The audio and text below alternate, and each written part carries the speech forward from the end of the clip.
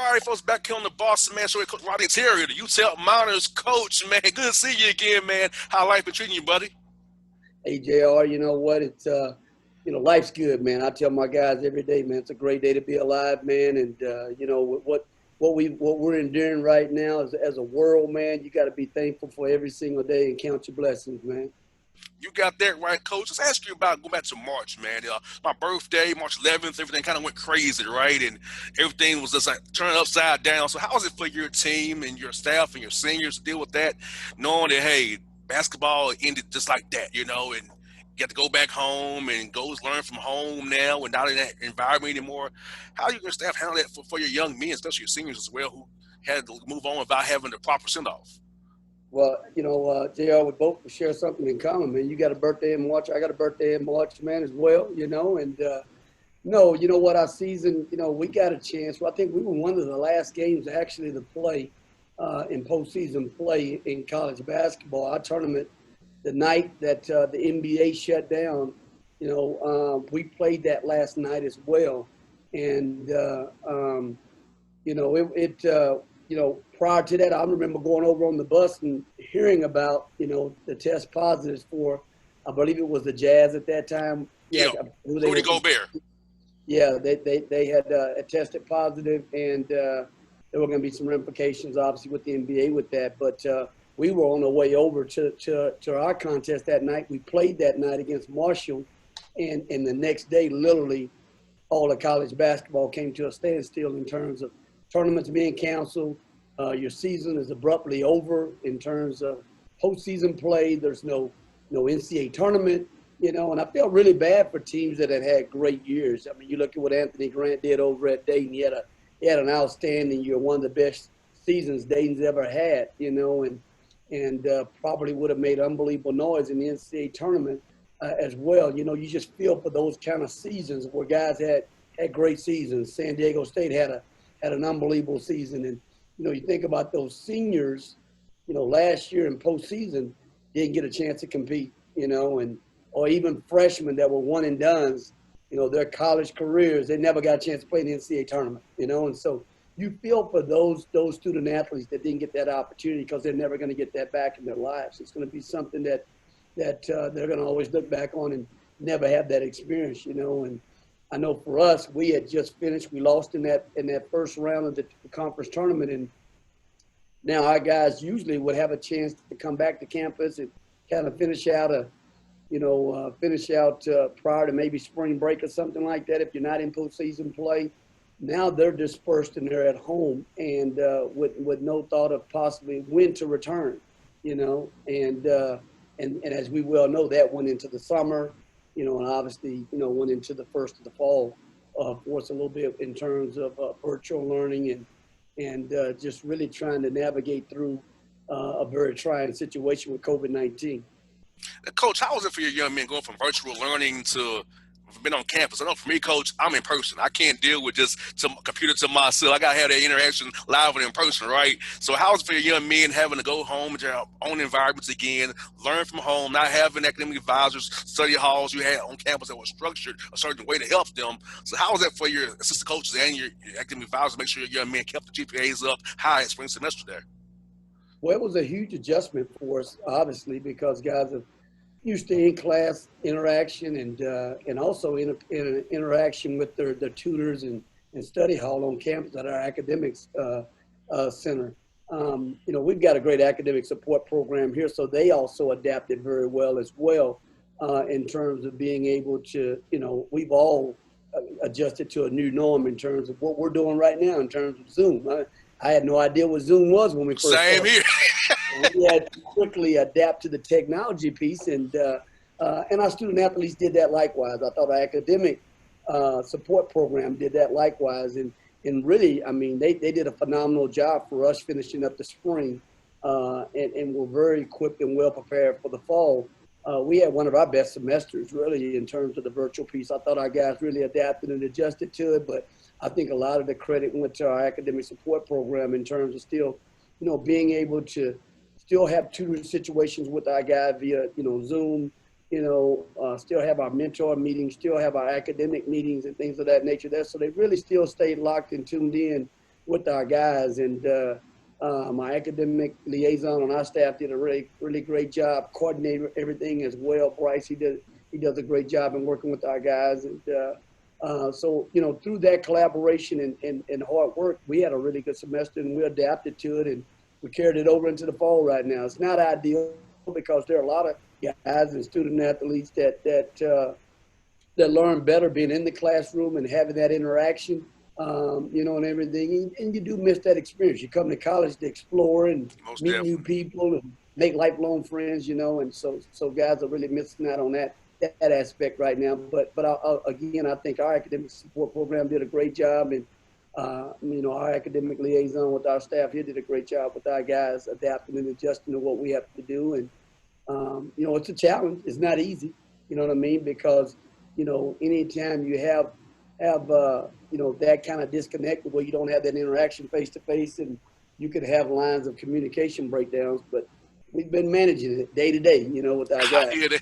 I hear that, man. I hear that, coach. And also, man, using that Zoom to keep their minds sharp as well while they're at home. I know there's a lot going on around the country, especially in Atlanta with the unrest racially and socially in the world and the pandemic. So I was using to keep their minds sharp and not let the negativity bring them down because they're young kids. So I'm in my 30s and I'm used to it, but I'm a little older than they are. But they 18, 20 years old, they ain't lived enough life like I have to deal with it. And that's like, okay, this is life. So how'd you kind of make sure the young men understand this is life? And it's bad, but it's life how it will go for you the rest of your life here.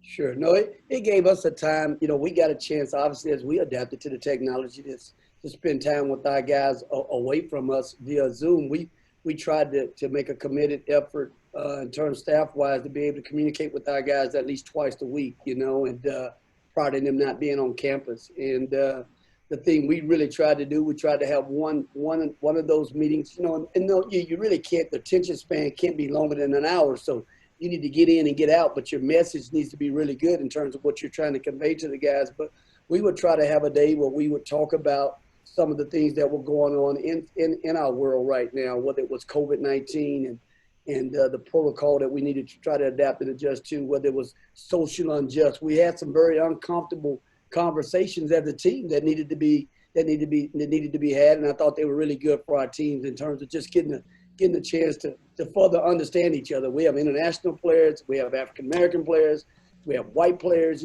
so just getting a chance to interact and have those conversations and talk about, hey, what are you feeling? How are you feeling right now about all the things that are happening right now in our society? And then more importantly, how can we be a part of change, and how can we be activists, and how can you continue to encourage your guys to be activists in a positive way in terms of trying to make change? But I always think, as we got our guys even here to campus, I think in order to form change or be a part of change, I think you have to really understand your history. Sometimes we fully don't understand our history, and so we got back here and we watched a really good documentary. PBS had a really good documentary, and we got a chance to see Reconstruction, and it went all the way back to the Civil War, and we went all the way through the whole deal in terms of why we have a lot of the social injustice or the systemic racism that we have right now.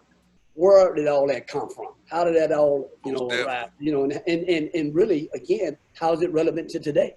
And I thought the TBS is a 4-series deal on the Reconstruction, but I thought it did a nice job of really tying in, the history to also Black Lives Matter and what's going on right now currently in our society right now as well. So great publication. If you ever get a chance to see that, it's really good. PBS did a good job with that. But our team watched that when we got back to campus. We didn't watch all 4 hours at one time. We watched one episode at a time, then we watched another episode at a time. We watched one a week. But I think, again, and I've said it all along, I think, you have to continue to educate young people about our history. And the more you know about our history, I think you're better equipped to deal with what we need to do to try to make change. I think I'm lucky living in Atlanta. I get that blessing because it's like I got John Lewis, Martin Luther King, all these people. The civil rights hub of the South is Atlanta, so I'm lucky. All that history that those that learn about, I got to talk that from yay high to now. Being 33 years old, I was like taught this my whole life. So coach. I'm decided to use my show to talk about this more and more this year because I wanted to use my platform. I got 1.1 million listeners from Chattanooga to Macon. So I need to use this platform to educate my listeners about what my life is outside of radio. You know what I'm saying? Once I'm leaving the arena, so I'm leaving the radio station, I'm just a black man in Atlanta, Georgia. You know, this is what I deal with when I'm off these airways. I'm out from when I work from these games. So That's right. that process, coach, has been hard for my listeners. Some of them are very uncomfortable, but coach, I feel like it's some of them seeing the light. That maybe I should think a little bit more about what JR goes through when he's not on there entertaining us and giving us great interviews. That hey, he lives a different life than we do. No, absolutely. I mean, you've got a great platform there, and obviously you have a duty to be able to continue to educate people about what's going on, not only from a professional standpoint, but also from a personal standpoint. I mean, we actually live, what we're talking about every single day, and our experiences that we've had in the past. I think it's always great to share with young people and also, help them continue to deal with, how am I going to navigate through society in terms of, what I may encounter and be equipped to be able to deal with any type of systemic, or for that matter, any kind of injustice that we have in society right now. Now, coach, how'd you go about keeping your young men healthy when they got back to campus? Because kind of ramp them back up. You only have a nagging groin, quad, hamstring, knee, ankle. So how'd you kind of modulate that ramp up so they wouldn't go too hard, too fast, and not have something that you have nagging all year long? Oh, no, JR, you're absolutely right. I mean, for us, when we did finally get our guys back in a normal year, we would have had our guys back, 1st of July.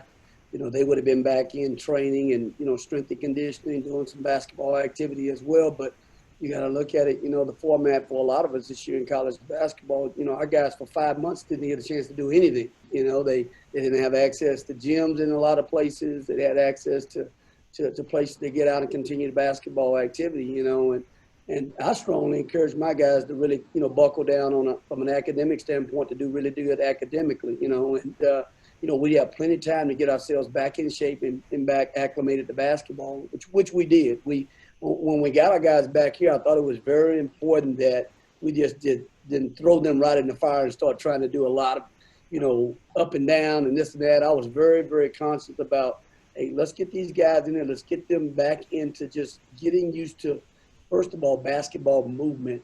And then also getting in and working on their bodies first. Let's get some agility work done first.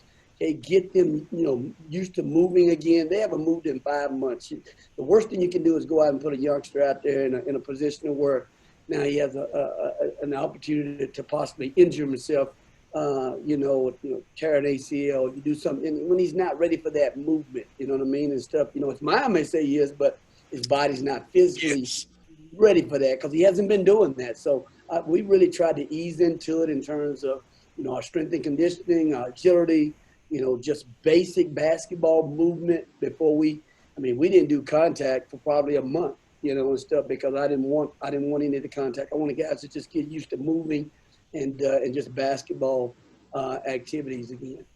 Now, coach, for us putting stuff in, how that go? Limited practice time and up and down. What kind of keep that guys not getting COVID? So, how was it trying to put in your offense defense and not overload them too much too fast as well on that end, knowing you didn't have them to be able to use them to very say, hey, we're gonna do it this way, coach this way, So, how was that for you guys as well?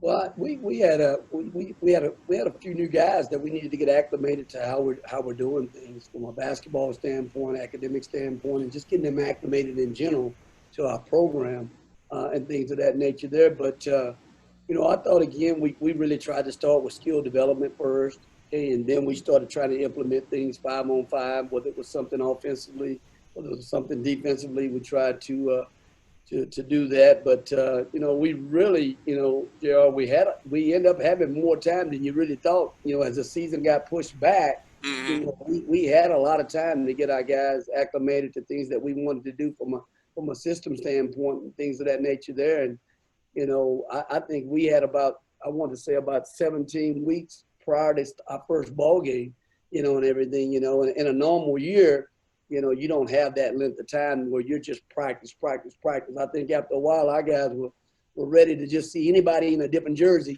and then have an opportunity to have some type of outside competition, outside of your team. So, we got a chance to really, implement a lot of things and put things in and really try to work in and early in the year to try to get better with details of what you were trying to do.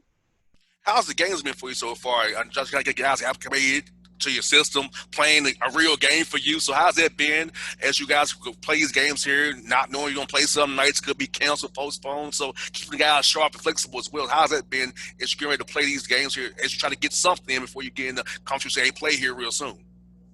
I think my staff and myself and even my training staff's done a great job. We're really trying to educate our guys, the importance of, and we even said it back prior to coming to campus, it's going to be a year unlike any year, being a student athlete, where you're going to have to be extremely disciplined in terms of following the protocol, in terms of wearing your mask, social distance, keeping your hands clean, really kind of just staying in a bubble with just your teammates, and things of that nature there. Or if you put yourself in a position, you knew the consequences of high risk activities. It's not a year where we're gonna, be able to move around campus or try to go to parties and things of that nature. You're not gonna be able to do that. But we've had really good testing protocol here. As we've gotten into the season, we're testing 3 times a week. But prior to that, we were testing 1 time a week. And I say kudos to my guys in terms of, not complaining. I mean, we often have to get up early at 7 a.m. to get our testing done for the day, to be able to get our results back before we start practice that day, to make sure that we're keeping everybody safe and in good standing in that regards and stuff. So they've done a great job of adapting and adjusting to that aspect of it. But, in normal year, you would have played, an exhibition game, a controlled scrimmage, and then you have a regular game, but this year, you didn't have the luxury of doing that. You had to go, right into a regular game. And for a lot of us, we're still kind of playing our way into the season right now. We've had a chance to play 3 games right now. And, in a normal year, you would have already played about 6, 7 ball games to this point right now. So you're still, getting a feel for your team. You're still getting chemistry, and you're still trying to keep your guys healthy as well and everything, and from a scheduling standpoint, you really had to try to look at, trying to stay regional, you know what I mean? And I know we have. I mean, we've got a lot of great programs in our region, whether it's Arizona State, Texas Tech, New Mexico State, New Mexico, so we've really tried to narrow it down and say, man, if we can just stay in our region and play against regional competition without having to have commercial airfare and coming in or exposing ourselves to situations, then, we want to be able to be on a direct flight or possibly just, on a bus ride, just to keep our guys safe and healthy and try to have an opportunity to get to games. Your conferences are so expansive. It's like from Texas up to Virginia and down to Florida, man. So like, you guys have you really conference for real, because you all spread the country. So I mean, I know you got to play the back to backs on the road and home. So how are you gonna try to plan for those with your guys, making sure you get the good scouts and good preparation for those teams? But at the same time, you can't really adjust that second night the way you want to, have the guys have some rest and recovery out there first night of play there. No, I think you're spot on in that, and JR, we're Conference USA for a reason. We span the whole country in terms of our league, and with us being, probably one of the farthest places to get to and to get to different places as well, and everything in our conference. But I thought our conference did a great job, just like a lot of conferences around the country, adapting to what we're actually trying to play through a pandemic.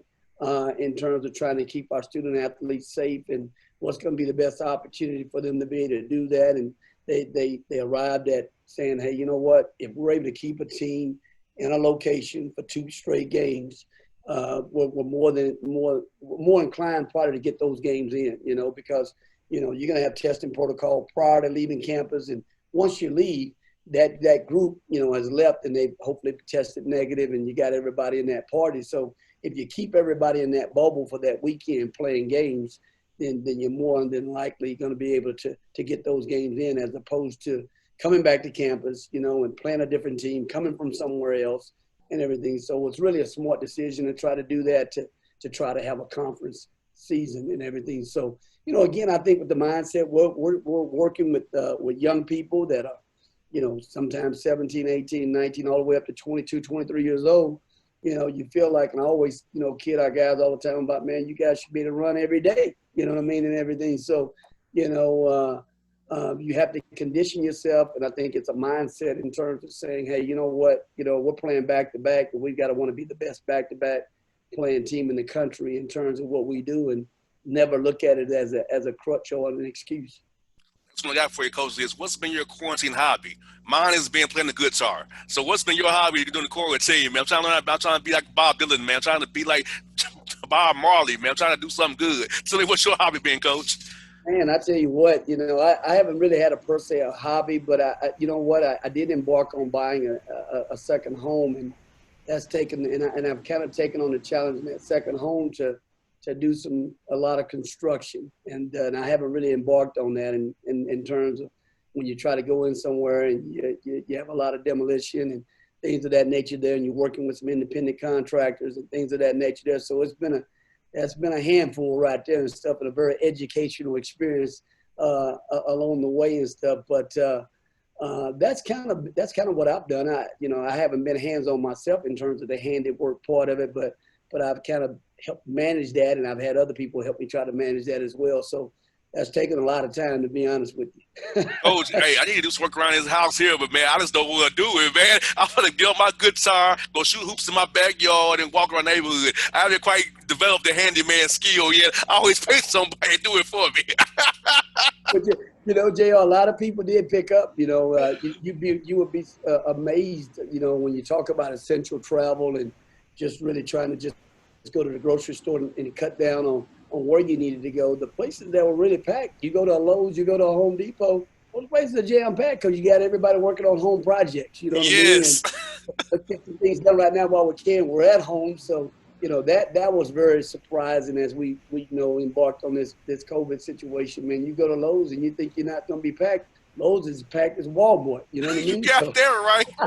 Hey, when my one every around my house, I got a Lowe's, I got a Walmart, the same plaza. I'm like, they always packed, both of them, just packed to the rim. I'm like, man, y'all jokers really building stuff out here. That's right. That's right. Hey, Coach, thank you for your time as always, man. Good to see you, man. Hope to see you soon, man. If you're Western or UAB or Middle, let me know, man. I'll try to come up and see you guys, man. Absolutely, JR. Thanks for having me, man. And again, man, try to stay safe, man. We're in a trying time with COVID and the pandemic, man, but this too shall pass, man. So stay strong in your faith, man, and continue to push forward, buddy. Anytime, Coach, you would do the same, but I'll talk to you real soon now. Okay, Joe.